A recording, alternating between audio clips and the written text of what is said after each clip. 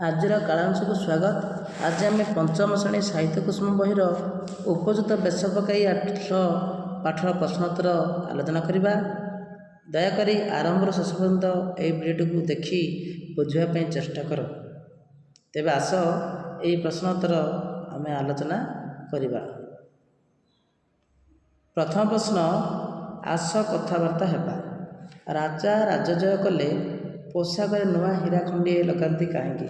ଏହାର ଉତ୍ତର ହେବ, ରାଜା ରାଜଜୟ କଲେ ନିଜର ପ୍ରଭାବ ପ୍ରଜାଙ୍କୁ ଜଣାଇବା ପାଇଁ ପୋଷାକରେ ନୂଆ ହୀରା ଖଣ୍ଡିଏ ଲଗାନ୍ତି। ଖ ନମ୍ବର ପ୍ରଶ୍ନ, ରାଜା ମନ୍ତ୍ରୀଙ୍କୁ ନିଦରୁ ଉଠାଇ କ'ଣ ଦେଖାଇଲେ?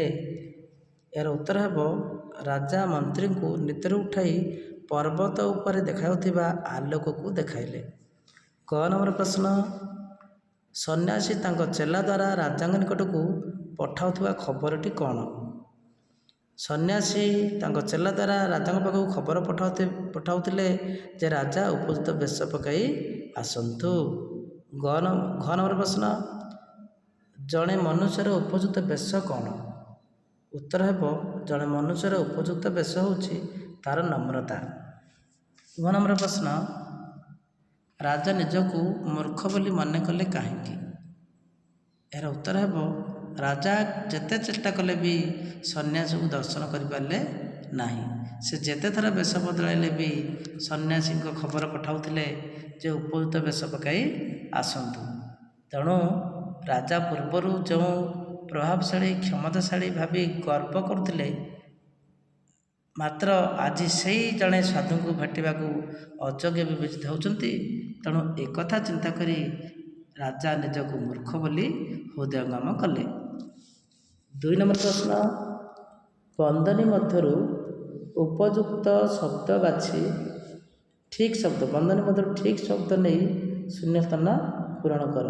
ଏଠି ଲେଖା ହେଇଛି ଆଖପାଖ, କାଠପତ୍ର, ଲୁଗାପଟା, ଚଲାବୁଲା, ହସଖୁସି, ସୁନା ରୂପା। ଆକୁ ନେଇ ଏହି ଶୂନ୍ୟସ୍ଥାନ ପୂରଣ କରିବା।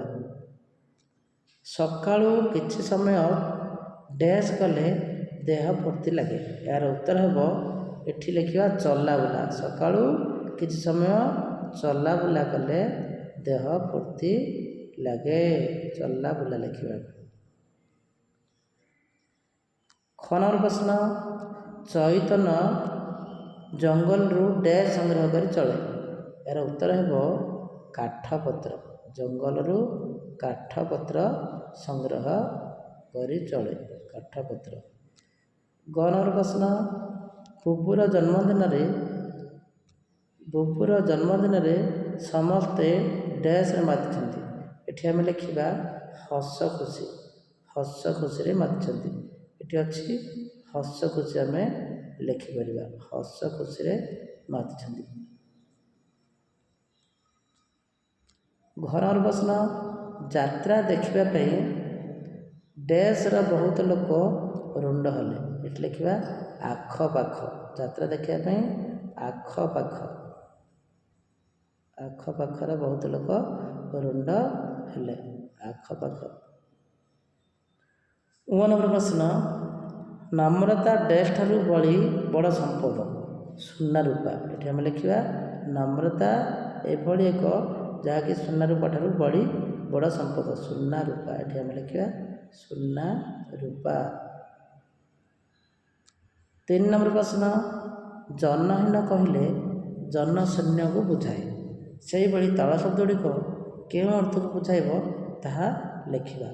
ଧନହୀନ ଧନଶୂନ୍ୟ, ବୁଦ୍ଧିହୀନ ବୁଦ୍ଧିଶୂନ୍ୟ, ମନ୍ତ୍ରହୀନ ମନ୍ତ୍ରଶୂନ୍ୟ, ଜ୍ଞାନହୀନ ଜ୍ଞାନଶୂନ୍ୟ, ବସ୍ତ୍ରହୀନ ବସ୍ତ୍ରଶୂନ୍ୟ, କ୍ରିୟାହୀନ କ୍ରିୟାଶୂନ୍ୟ, ଭକ୍ତିହୀନ ଭକ୍ତିଶୂନ୍ୟ। 4 ନମ୍ବର ପ୍ରଶ୍ନ, ମୁଁ ତୁମ ସହିତ ମାମୁଁ ଘରକୁ ଯିବି। ଏଠାରେ ମୁଁ ପଦଟି ପ୍ରଥମ ପୁରୁଷ, ତୁମ ପଦଟି ଦ୍ୱିତୀୟ ପୁରୁଷ ଓ ମାମୁଁ ପଦଟି ତୃତୀୟ ପୁରୁଷ।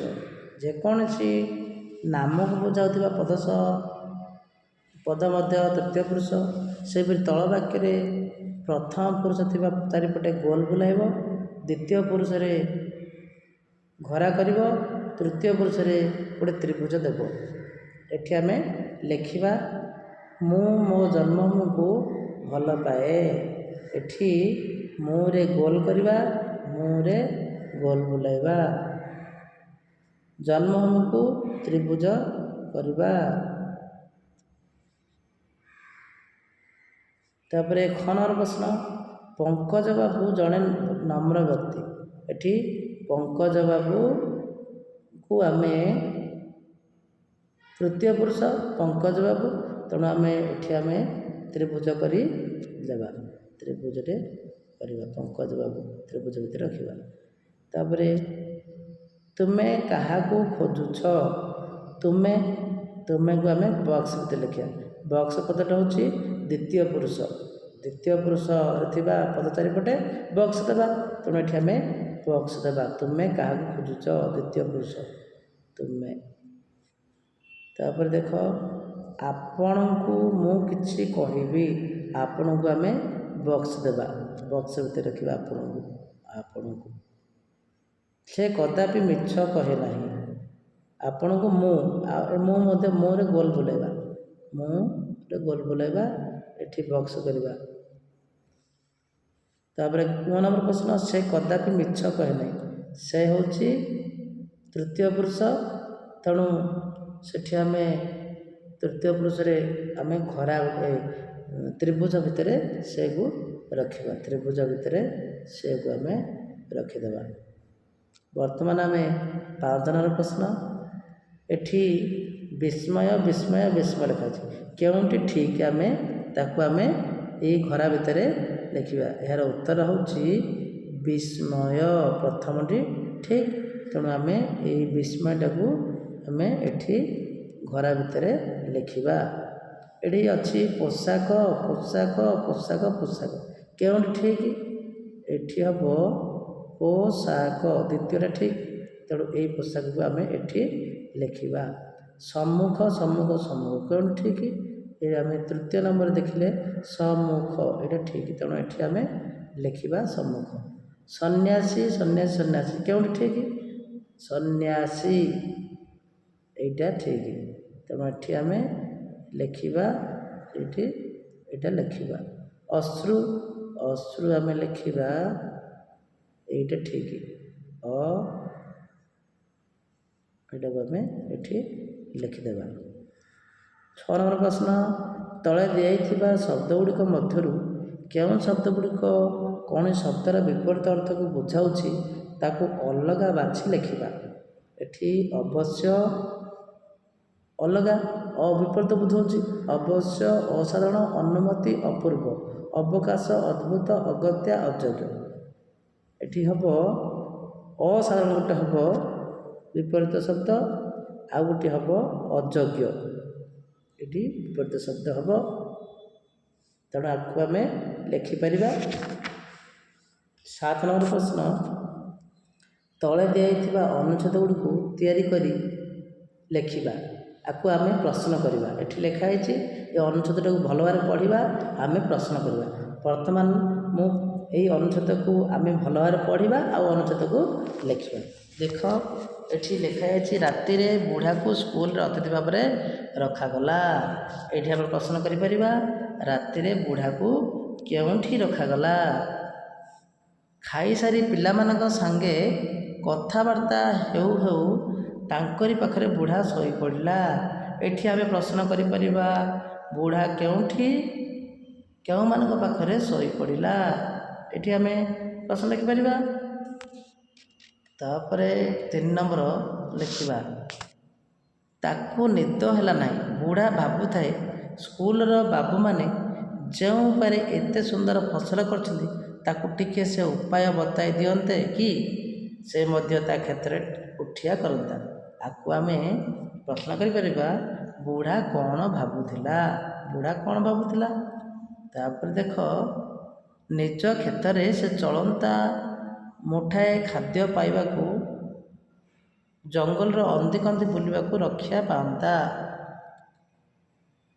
ଏଠି ଆମେ ପ୍ରଶ୍ନ କରିପାରିବା, ବୁଢ଼ା କ'ଣ ପାଇଁ ଜଙ୍ଗଲର ଅନ୍ଦିକନ୍ଦି ବୁଲୁଥିଲା। ତାପରେ ଆମେ ପଢ଼ିବା ଏମିତି ଭାବୁ ଭାବୁ ବୁଢ଼ାକୁ ନିଦ ଲାଗିଗଲା।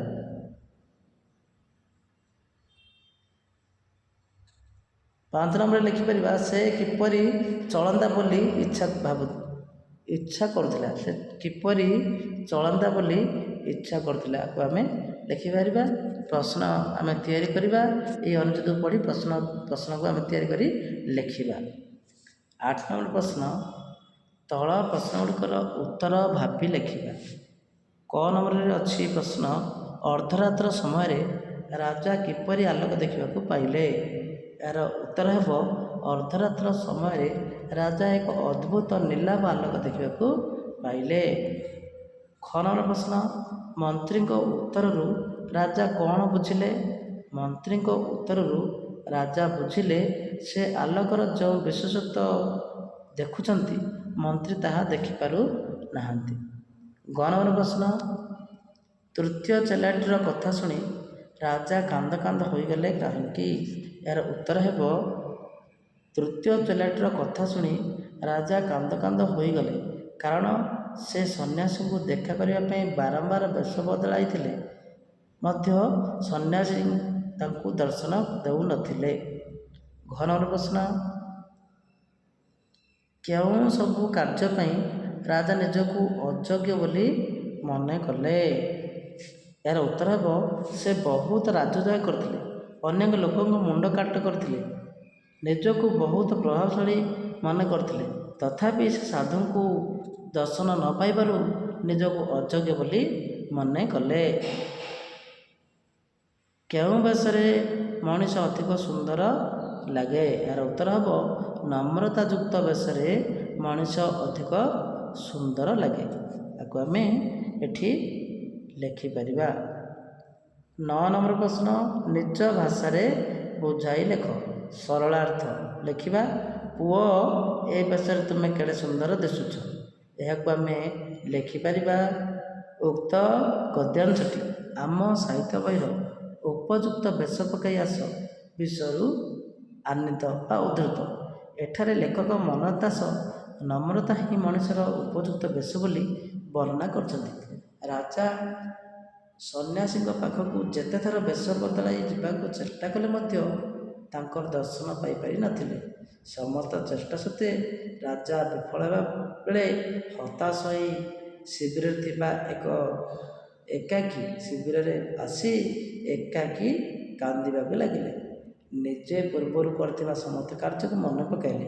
ଶେଷରେ ସେ ଭାବିଲେ ଯେ ମୁଁ କେଉଁ ପ୍ରଭାବଶାଳୀ କେତେ କ'ଣ କରିଛି, କିନ୍ତୁ ମୁଁ ସାଧାରଣ ଭାବେ ଯେଉଁ ଚେଷ୍ଟା କରିଥିଲି ସନ୍ନ୍ୟାସୀଙ୍କୁ ଭେଟିବା ପାଇଁ ତାହା ହୋଇପାରିଲା ନାହିଁ।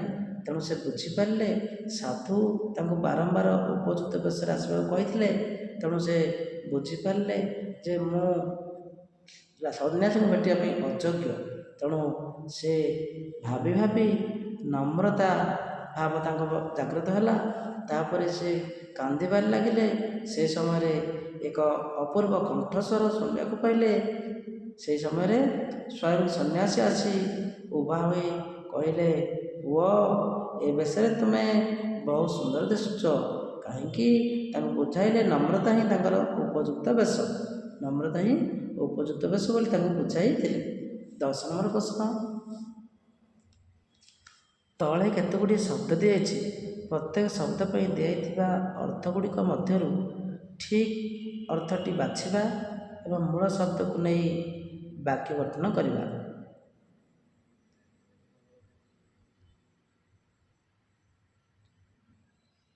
ଦୃଷ୍ଟିଗୋଚର, ଆଖି ବୁଜିବା, ଦେଖିବା, କଳ୍ପନାରେ ଦେଖିବା, ପରିଷ୍କାର ଭାବରେ ଦେଖିବା। ଏହାର ସଠିକ ଉତ୍ତର ହେବ ଆଖି ବୁଜି ଦୃଷ୍ଟିଗୋଚର ହେବ ମାନେ ପରିଷ୍କାର ଭାବରେ ଦେଖିବା। ତାକୁ ଆମେ ଗୋଟେ ବାକ୍ୟ ଗଠନ କରିବା। ପରିଷ୍କାର ଭାବରେ ଦେଖିବା, କୁହୁଡ଼ି ମଧ୍ୟରେ କିଛି ପରିଷ୍କାର ଭାବରେ ଦେଖି ହୁଏ ନାହିଁ। ଅଗତ୍ୟା, ଅନ୍ୟ ଗତି ନଥିବାରୁ। ଦ୍ରୁତ ଗତି, ଦୁର୍ଗତି। ଏହାର ଉତ୍ତର ହେବ ଅନ୍ୟ ଗତି ନଥିବାରୁ। ସୁନୟନା, ଅନ୍ୟ ଗତି ନଥିବାରୁ ଶୂନ୍ୟ ହସ୍ତରେ ଘରକୁ ଫେରିଲା। ତାପରେ ଉଦ୍ଧତ, ଜଟିଳ, ଅଭିନୀତ, ଅସହାୟ। ଏହାର ଉତ୍ତର ହେବ ଅବିନୀତ। ଅବିନୀତ ଲୋକମାନଙ୍କୁ କେହି ସମ୍ମାନ ଦିଅନ୍ତି ନାହିଁ। ପରିଧେୟ ତ୍ୟାଗ କରିବା, ପିନ୍ଧା ଯାଇଥିବା ଗ୍ରହଣ କରିବା। ପରିଧେୟ ପିନ୍ଧା ଯାଇଥିବା, ଜଣଙ୍କ ଦ୍ୱାରା ପିନ୍ଧା ଯାଇଥିବା ପୋଷାକକୁ ଅନ୍ୟ ଜଣେ ବ୍ୟବହାର କରିବା ଅନୁଚିତ। 11 ନମ୍ବର ପ୍ରଶ୍ନ, ଯେପରି ବିଶେଷ ଶବ୍ଦରୁ ବିଶେଷତ୍ୱ ହୋଇଛି ସେହିଭଳି ତଳେ ଦିଆଯାଇଥିବା ଶବ୍ଦ ଗୁଡ଼ିକୁ ବଦଳାଇ ଲେଖିବା। ମନୁଷ୍ୟ, ତାକୁ ଲେଖିବା ମନୁଷ୍ୟତ୍ୱ। ଘନ, ଘନତ୍ୱ। ବ୍ୟକ୍ତି, ବ୍ୟକ୍ତିତ୍ୱ। ଗୁରୁ, ଗୁରୁତ୍ୱ। ପଶୁ, ପଶୁତ୍ୱ। ଦେବ, ଦେବତ୍ୱ। ଏଭଳି ଆମେ ଲେଖିପାରିବା। ଆଶା କରୁଛି ଏହି ଭିଡ଼ିଓଟି ଭଲ ଲାଗିଥିବ।